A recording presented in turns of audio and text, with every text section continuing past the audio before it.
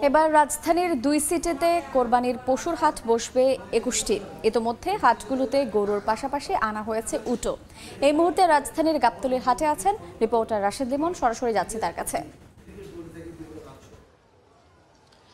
একদিকে শেষ মুহূর্তে প্রস্তুতি, অন্যদিকে ব্যাপারীদের আনাগোনা, সবকিছু মিলিয়ে কিন্তু ক্রমেই যে জমজমাট হওয়ার যে একটা আভাস, সেই আভাসটা কিন্তু পাওয়া যাচ্ছে এই রাজধানীর যে পশুর হাটগুলো, সেই পশুর হাটগুলো। বিশেষ করে যে দুইটি হাট, অর্থাৎ দক্ষিণে সারুলিয়া এবং উত্তরে গাবতলী, স্থায়ী যে দুটি হাট, সেটিতে আমরা জানি না নর্মালিও একটু বেচাকেনা হয়। তবে এই মুহূর্তে কিন্তু যারা কোরবানি উপলক্ষে কোরবানির পশু নিয়ে আসছেন, তাদের কিন্তু আনাগোনা ভালোই বেড়েছে এবং দেশের একদম বিভিন্ন অঞ্চল থেকে আমরা দেখেছি ব্যাপারীরা কিন্তু কোরবানির পশু নিয়ে, বিশেষ করে গরু নিয়ে কিন্তু গাবতলীতে আসতে শুরু করেছেন।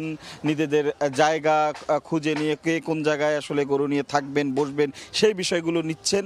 পাশাপাশি আমরা কিন্তু দেখছি এরই মধ্যে রাজধানী বা একটু আশপাশে যারা আছেন, যাদের বাড়ির আশপাশে একটু জায়গা আছে এই ৫-৭ দিন গরু রাখার মতো, তারা কিন্তু আসলে এক ফাঁকে গরুর দামটা যাচাই করে যাচ্ছেন, দেখে যাচ্ছেন। যদি পছন্দ হয় দু একজন কিন্তু এই যে কোরবানির পশু, সেটি কিন্তু কিনেও নিয়ে যাচ্ছেন। তো একদিকে প্রস্তুতি, আর একদিকে অল্প স্বল্প বেচা কিনা, এটি কিন্তু চলছে। এছাড়াও আমরা দেখেছি যে অনেকেই কিন্তু আবার আসছেন একটু দামটা দেখে নিতে বা দামটা যাচাই করতে। অর্থাৎ এই বাজারের এখন যারা কোরবানির পশু কিনবেন, তারা আসলে দামটা কেমন কেমন হতে পারে সেইগুলো দেখছেন। দর্শনার্থী আছে, ক্রেতা আছে, তো সব কিছু মিলিয়ে মূলত তারা অপেক্ষা করছেন।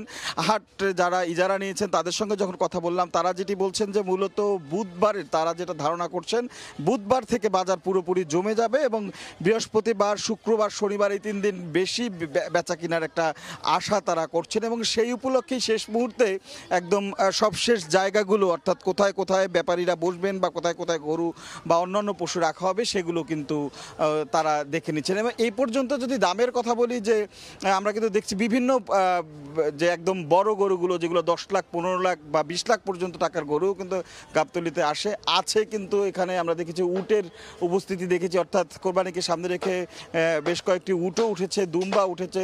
তো সব কিছু মিলে এখন শুধু অপেক্ষা, আসলে সব শেষ প্রস্তুতির পাশাপাশি যারা অপেক্ষা করছে কখন জমজমাট হবে এই কোরবানির পশুর হাট, এবং সেটি বুধবার নাগাদ বা বৃহস্পতিবার নাগাদ হলে এই রাজধানীতে এবার কোরবানির পশুর হাটটা জমে উঠবে। তো এই ছিল মোটামুটি গাবতলী থেকে আমার কাছ থেকে সবশেষ তথ্য। আমরা সরাসরি যুক্ত ছিলাম গাবতলী পশুর হাটে।